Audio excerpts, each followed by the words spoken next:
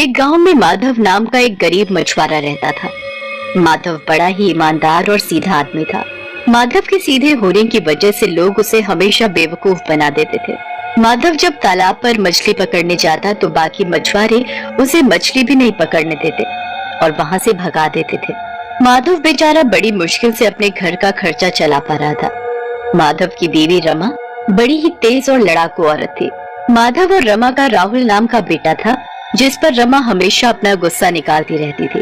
एक दिन वो रोज की तरह मछली पकड़ने जा रहा होता है, तभी उसकी बीवी रमा उस पर चिल्लाने लगती है, आज अगर बिना कमाई घर में आए ना तो आपकी खैर नहीं।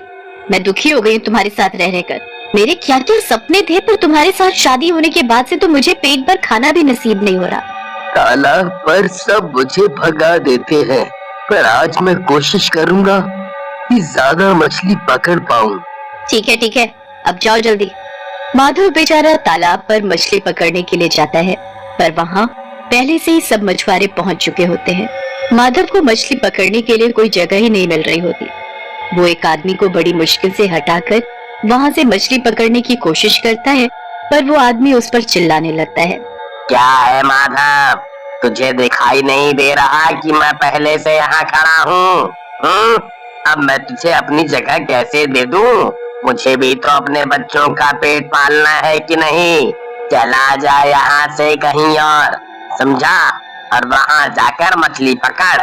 भाई मुझे बस थोड़ी सी जगह दे दो। अरे भाई तुझे समझ नहीं आ रहा क्या? जब मैंने बोल दिया कि जा यहाँ से। माधव वहाँ से उदास होकर दूसरी तरफ आ जाता है, पर वहाँ पर खड़ा मछुआरा भी उसे भगा देता है। माधव को कोई भी मछली पकड़ने की जगह नहीं देता। माधव को अब चिंता होने लगती है कि वो बाजार में जाकर क्या बेचेगा और घर पर क्या लेकर जाएगा। अगर आज मैं अच्छी कमाई करके घर नहीं पहुंचा, तो रमा मुझे घर में घुसने भी नहीं देगी। अब मैं क्या करूं? कहां से और कैसे मछली पकड़ूं? माधव उदास होकर वहां से चला जाता है। रास्ते में चलते चलते उसे ख्याल आता है कि वो क्यों न किसी दूसरे तालाब की तलाश करे, जिससे उसे रोज रोज की दिक्कत से छुटकारा मिल जाए। माधव इसी उम्मीद में गांव के बाहर दूर निकल जाता है। काफी दूर जाकर रास्ते में उसे एक तालाब मिलता है। उस तालाब को देखकर माधव के चेहरे पर मुस्कुराहट आ जाती है। आखिरकार मैंने दूसरा तालाब ढूंढ ही लिया। बस अब भगवान मुझ पर इतनी दया कर दे कि इसमें से मुझे ढेर सारी मछलियां मिल जाएं, जिन्हें मैं बाजार में बेचकर खूब पैसे कमा सकूं। माधव उस तालाब के पास जाता है और एक किनारे पर खड़ा होकर जाल को पूरा जोर लगाकर तालाब में फेंक देता है। माधव जब जाल को खींचकर बाहर निकालता है तो उसमें से एक छोटी सी सुनहरे रंग की मछली निकलती है, जिसका एक पंख टूटा होता है। हे भगवान, लगता है मेरी किस्मत ही खराब है। इतने बड़े तालाब में ये जरा सी मछली निकली है।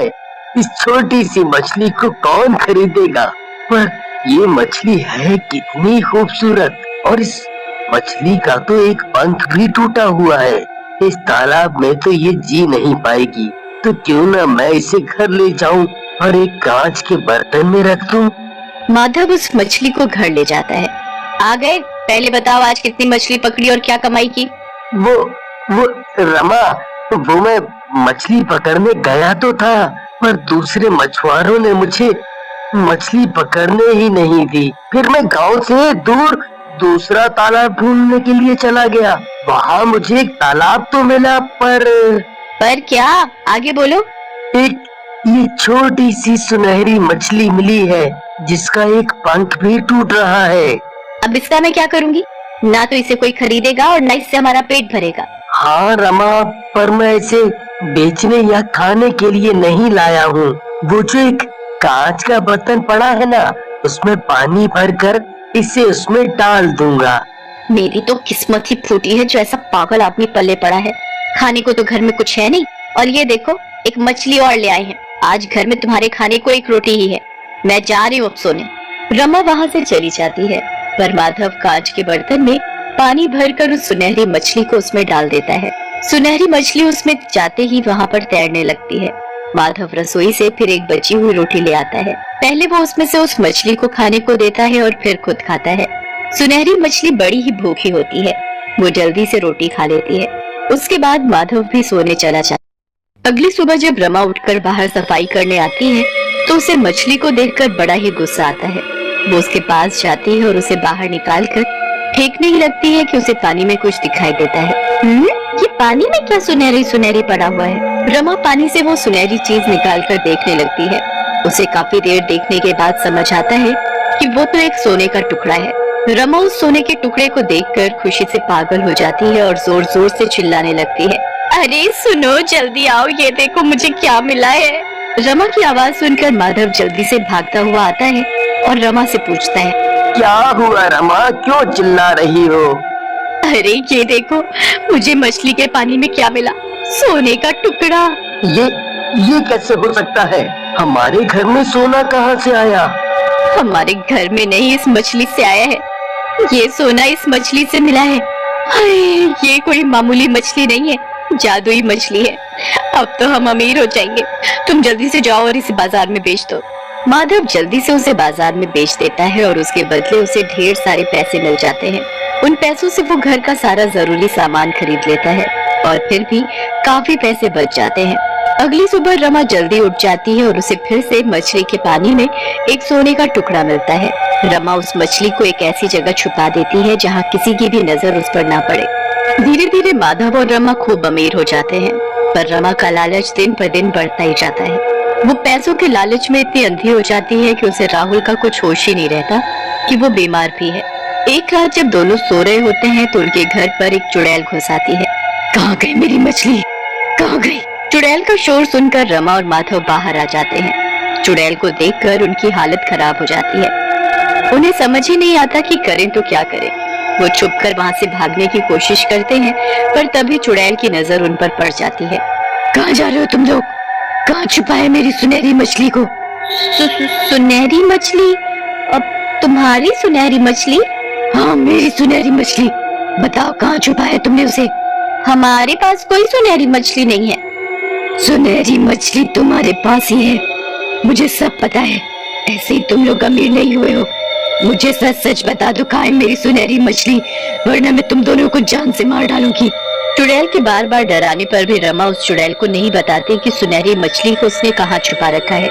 चुड़ैल गुस्से में आकर घर का सामान तोड़ फोड़ देती है, पर रमा इतना होने पर भी चुड़ैल को नहीं बताती कि मछली कहाँ पर है। चुड़ैल गुस्से में आकर राहुल को पकड़ लेती है। अगर अपना बच्चा जिंदा चाहते हो तो सुबह मुझे मेरी सुनहरी मछली उसी तालाब के पास लाकर दे देना। ऐसा कहकर चुड़ैल राहुल को अपने साथ ले जाती है। रमा और माधव उसके पीछे पीछे भागते हैं, पर चुड़ैल राहुल को वापस नहीं करती। मेरा राहुल, मेरा बच्चा, मेरे राहुल को वापस ले आओ। नहीं नहीं, मुझे नहीं चाहिए सोना, मुझे राहुल चाहिए। अगर उसने मेरे राहुल के साथ कुछ गलत किया तो हमारा क्या होगा? सुबह तक वो चुड़ैल हमारे राहुल को कुछ नहीं करेगी, और अब तुम दुखी मत हो, हम दोनों उसे बचा लेंगे। उसके बाद रमा अपने कमरे में रोते हुए चली जाती है और माधव उस सुनहरी मछली के पास जाता है। माधव उस सुनहरी मछली के पास काफी देर तक बैठा रहता है। वो उस मछली के ऊपर बहुत गुस्सा करता है, क्योंकि उस मछली के कारण ही वो चुड़ैल उनके बच्चे को ले जाती है। माधव ये भी जानने की कोशिश करता है कि आखिर उस मछली में ऐसा क्या है जो वो चुड़ैल उस मछली के लिए इतनी पागल है। उसके तुरंत बाद ही वो रमा के पास जाता है। तरीका ऐसा है कि तुम्हें अपनी ऐशो आराम की जिंदगी और अपने बच्चे में से किसी एक को चुनना पड़ेगा। ऐसा क्या तरीका है जी? तुम बस सोच लो रमा कि तुम ऐसा कर पाओगी या नहीं। तुम्हारे पास सोचने के लिए पूरी रात है, पर मुझे सुबह ही जवाब चाहिए। रमा माधव की बात सुनकर सोच में पड़ जाती है। वो पूरी रात इसी के बारे में सोचती रहती है, और जब सुबह होने पर माधव रमा से पूछता है कि उसे पैसा चाहिए या राहुल, तो रमा राहुल को चुनती है। माधव को यह सुनकर बड़ी ही खुशी होती है। माधव थोड़ी देर बाद राहुल को अपने साथ ले आता है। राहुल को देखकर रमा उसे गले से लगा लेती है और खूब रोने लगती है। मेरा बच्चा, मेरा राहुल। अब हमारा राहुल सही सलामत वापस आ गया है। अब कभी किसी चीज का लालच मत करना। हाँ, मुझे सब समझ आ गया है, पर आपने ये सब कैसे किया? मैं कल रात उस मछली के पास गया तो मुझे ये पता चला कि चुड़ैल की जान उस मछली में है। मैंने उस मछली को ही मार डाला और उस चुड़ैल की भी तभी मौत हो गई। मैं जब सुबह तालाब पर गया तो राहुल वहीं बैठा था। रमा को अब अकल आ जाती है। उसके बाद वो कभी लालच नहीं करती और सब खुशी खुशी